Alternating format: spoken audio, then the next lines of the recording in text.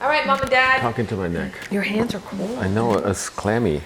He's nervous. Yes, I'm He's nervous. trying to act all cool. Yeah. Hello, people in internet land. So I wanted to do a video with you guys about your sex life. And then also, I have a fun game. Yeah. That's called Never Have I Ever. Yeah. Are you guys down to play? Sure. Sure? Yeah. Mom? Yeah. Yeah? Okay, cool. First and foremost, you guys have been sexual partners now for 30 years. Yes. What advice can you give about creating a long-lasting sexual bond? Before I give advice, can I ask you a question? Yes. Your mom and I have had day sex, Yes. and you've heard it. Yes. How do you feel? Awkward. Well, I haven't heard it in a long time. No, because One time I came home and you guys didn't know I was home. Yes. And then I heard you, and then I slammed the door. Yeah. Which I actually regret now. I said, like, why be an asshole? Just leave quietly. Yeah. Don't make it uncomfortable. And see, that's the thing with sex right now, is that yes, is parents being comfortable with their children doing it, but the opposite is children being recognized. Parents are people too. Yeah. We have the same needs that you have. Just because we had you, my pull-out game was weak that time, doesn't mean doesn't mean I was planned. doesn't mean that we now stop being human. We stop having needs. We stop having desires. Well, can I tell you a secret then? Yes. In my adult years now, if I come home and visit, I would be happy to hear it. Okay. I would feel comforted by that. Okay. Yeah. I would feel like, great, it's good for you guys. You're still having a healthy sex Well, And life. can I tell you something? Yeah. Before you come home or whatever, visit, whatever time that we're going to have together, Dad and I always say, so we're not going to have sex for the next 2 weeks, 3 weeks, whatever. Why? No, we don't. But it doesn't work out that way. Oh. It doesn't. I would be happy. Yeah, it doesn't work out that way. No. Because it's awkward. It is. It's like we say that we're not going to for the next 2, 3 weeks, whatever. Yeah.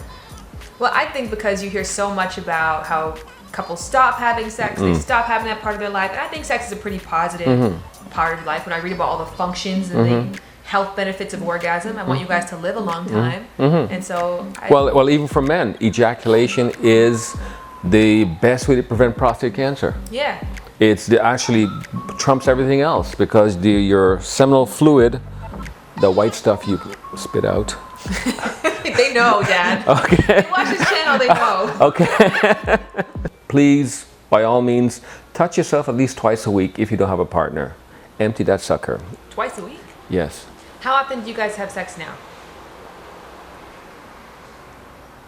Twice a week. Twice a week. What is the advice for maintaining a long-term sexual union that doesn't get boring or as least boring as Okay. possible? From a male point of view, one, it's very important that the woman maintain her level of attractiveness. Don't wait until he leaves to go to the gym. Go now. So maybe he won't leave and his eyes won't wander. And he should go too. Exactly, definitely. No, from a men's perspective. The other thing is for men, when a man ejaculates, he doesn't think about sex for another 3 days. Then after that, he starts to eyes wander. So you want to keep him loyal, do whatever you can to drain him. Jerry Hall told a very important story about Mick Jagger. I don't know whether it stopped him or not, but before he left, she would give him a blowjob. If he was going for a couple of days, empty him out, send him out there, because she knows for a couple of days his eyes won't wander.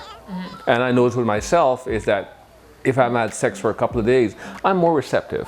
I look around, But if you do, you don't. So if you have sex often enough at home, they wonon't wander. Is that your secret? Mom? Male and female. It's not. It's actually for men. To him. It's actually for men too, for women too. He's only saying that. Honest to God, you have two different personalities here. You have a public Brian and you have a private Brian. Yeah. You guys never get to see the private Brian. He's nothing like the public. He's warm. He's tender. He is. Cuddly. He's just a different person. Yeah. He goes to work. He comes home. He's a family man. Yes. He's a one-woman man. He's Yes. not interested. He'll tell you that over and over again. But there's the public Brian. Go ahead, Brian. Okay, but for me, I am interested. I will see someone go, I am interested.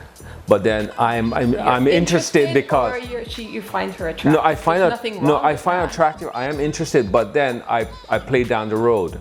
Is whatever I'm gonna do worth the turmoil? worth the upheaval? No. So I don't do anything about it. But in terms of you still being attracted to me, in the fact is, most men, they complain. What's the number one complaint of married men? They will always say, yeah, I'm not getting enough sex. And my next question is, would you do you? And so basically, you have to make yourself presentable to where you want to touch yourself. And at that point, then maybe other people want to touch you. The other thing too is, in a multicultural society, no matter what you look like, there will be an ethnic group that finds you attractive. And you have to find that right one. People, they like people in wheelchairs. They're the chubby chasers. They're all the different, so yeah. Well, I will ask you guys, as parents, you had 2 daughters, and they have 2 very different lives. You know, Lauren is corporate, and I am not. Do you think that that's something that you did different between the 2 of us? No, or? that's your No, personality. Actually, if anything, we've always encouraged you guys to take your own path, and so if we put both of you in the same sport, for instance, but one of you liked it and one of you didn't, we took that one out. So for you, for instance, it became evident that you like running. Lauren, not so much. She actually tried it and she wasn't really interested. No, But she we told us she took didn't her- like running. She did. She ran all the time. I know, but she said, Dad, I don't like running. I'm going like, then why did you let me waste my time sitting on the grass Nobody likes watching running you? till they feel sick. So- You're so- good at it, so- so you do it. so- That's like, there's a difference. So, I'm but you wasted my time Who enjoys sitting running in the until they wanna stands, vomit? watch it. So no then- one likes that. How did you evolve in comfort for me choosing sex as a profession to talk about? What was your journey with that? Actually, we're not comfortable with it.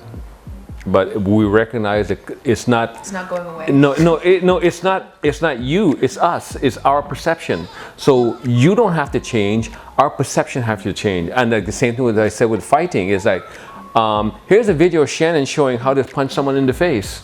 We would show that. Or here's a video of Shannon telling you how to have responsible sex, how it's something, a part of you that's very important that you should know about it. And so it's not you, it's us. So you don't have to change, we have to. Yeah. And how have you been changing? Because you've changed. Yeah, we've changed because we've listened to your videos, we've watched them, we've grown from them, we've learned from them. It's a different world, like I said before. It's like, it is a little bit more accepting, a little bit more open.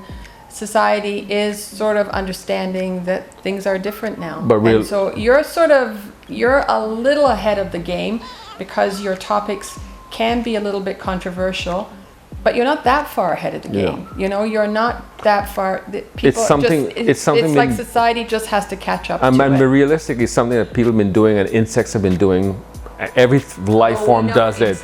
Every life does. But the fact of the matter, I disagree when you said we've learned from her. We've learned nothing from her. No. Maybe you haven't. No, okay, but I okay. have. Dad, you could learn some things from me. Our opening monologue in the last video. Exactly. It's very apparent. You probably could. A woman can be there sexually, get nothing out of it, and still get pregnant. It doesn't matter. No, Pleasure but doesn't it's matter. not a matter of pregnancy. For instance, for men, the moment you ejaculate, the pleasure's over. So like you're going like. It's the same with women. It's No, everybody. it's A no. moment of Women orgasm, can you go go through a again. No, refractory but period. women can go again. So can men sometimes. But it's like even with us, it's a forced thing. Okay, I need to do this. But the fact of the matter for us, I feel the same way. the minute we're done, our drive is to okay, and who can I tell about this?